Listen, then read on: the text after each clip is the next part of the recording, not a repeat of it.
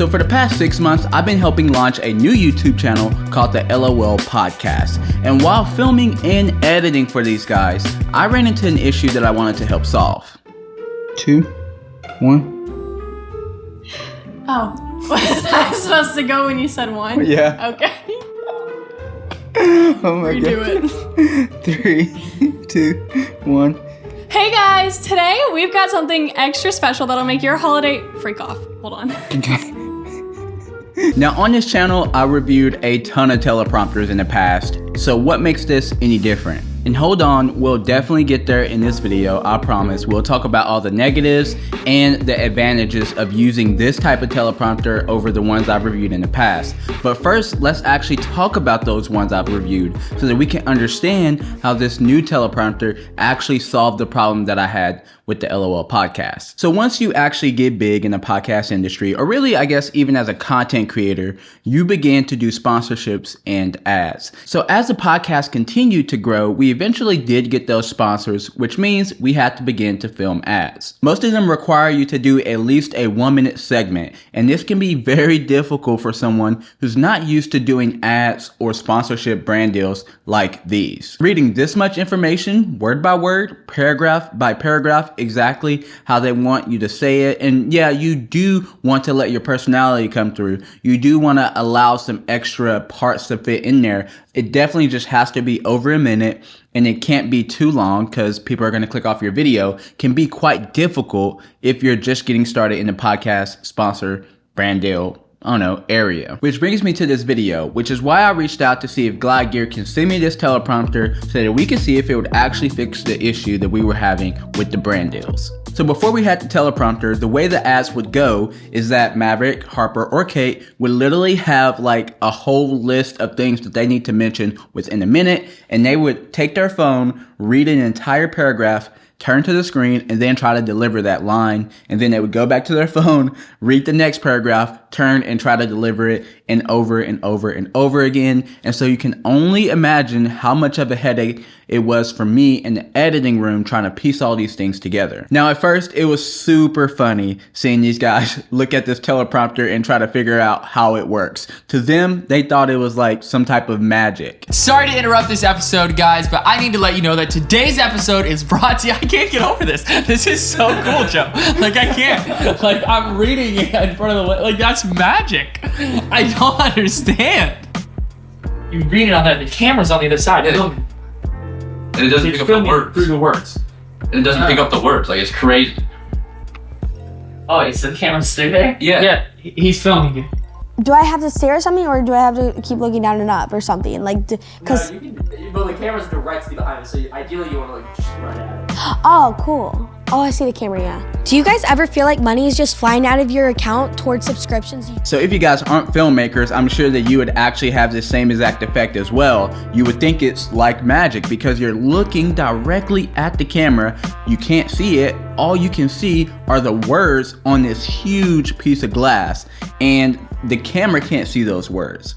Quite confusing for someone who's never seen a teleprompter before. Now traditionally, like I said before, the other teleprompters that I had caused me to have a lot of stress and anxiety while filming because they relied mainly on the front threads of your lens. It supported the entire teleprompter, and if you had an iPad, a tablet, or a monitor that you were using to actually project the words onto the teleprompter, it was also carrying all that weight as well. And I will say that I have literally had a lens break before from one of these teleprompters. It actually broke the front threads of my camera lens, and this was devastating because this lens was over $1,000. Now I will say there are some teleprompters like this out there that I don't really mind. For instance, Gerald Undone has one that I really don't mind, and I want to say the DSLR shooter also shoots with the same exact one. It's just a tiny little one that only supports like your iPhone, so it's not really a lot of stress on the front of your camera. But these bigger ones, I don't know. I just don't feel comfortable anymore after breaking my lens with one of these teleprompters. Now, the things that I found that I really like about using the TMP 750 is, first of all, you have a huge screen to actually see your words. Now, typically on client shoots, you're shooting with about a 50 or a 35, or at least in my case, that's most of the time what I'm shooting with when I'm doing these talking head interviews. And so if I'm doing something where they need to read off a teleprompter, the camera's gonna be way farther away than it is right now, which is gonna make it super hard to see if you're just trying to put like some small screen up there for them to actually read the words off of. Now I will say you definitely do have to be mindful when using these big screens. Make sure that you change the way that the words show on a screen so that you're not reading too much across the screen to where you're kind of like breaking that wall of looking right into the camera lens. And the other thing that I noticed about using this teleprompter is the quality of glass. I'm the type of person who really does not like to shoot with anything in front of my lens because I know that the more that you stack glass on top of your lenses, the more you're affecting the actual image quality. It doesn't really matter how good the glass is. So I want to make sure that I'm affecting the image the least amount as possible, and I found that this actually gives me the cleanest image that I've seen from a teleprompter. So being able to have that adjustability where you can actually adjust the angle is helpful. You are supposed to keep it at like a 45-degree angle for sure, but sometimes if you just tilt it just slightly up or down, you hide those glares that you don't want. Now obviously I've talked about all of the upsides when it comes to using a teleprompter like this, but as you can imagine, there are a few downsides as well. So recently I traveled down to Washington, DC to film for a client, and guys, I found out that this is really not fun to travel with. Now, like I said, it is a benefit that the teleprompter is actually big, but because you're using a bigger teleprompter, it means you have to have a bigger case. So it does come with this hard shell case, but I found that it doesn't really fit into my big like tote that I typically take with me everywhere on my shoots when I'm flying. So that means that I have to actually check it separately, and then I have to make sure I have a lock for it, and I just have to hope that it makes it all the way through without any issues, without any cracks or anything. But it has to fly under the plane, and so yeah, it's just not that nice to travel with. Now the other thing that kind of partners with this is that because it is bigger, that also means that you have to bring a bigger tripod on your shoots. Now for me, I like to pack light, and to be able to do that, I can't bring my big small rig tripods. I have to bring my smaller ones. But whenever I plan to use this teleprompter, I have to have the bigger tripod. Now this causes issues for me whenever I'm traveling because obviously the smaller small rig tripods are super easy to pack away. But with this big tripod, it takes up like, I don't know, the headspace of probably 6 of these smaller tripods.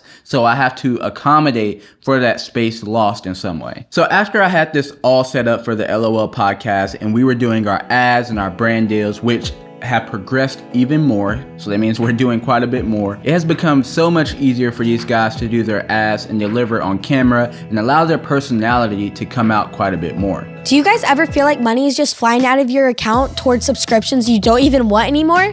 This happens to me all the time, and it's super frustrating. We've even got feedback from the agents who helped with the brand deals recently, saying that they have really loved the videos that they've been producing for the sponsor segments and that they have progressively gotten better over the past few weeks.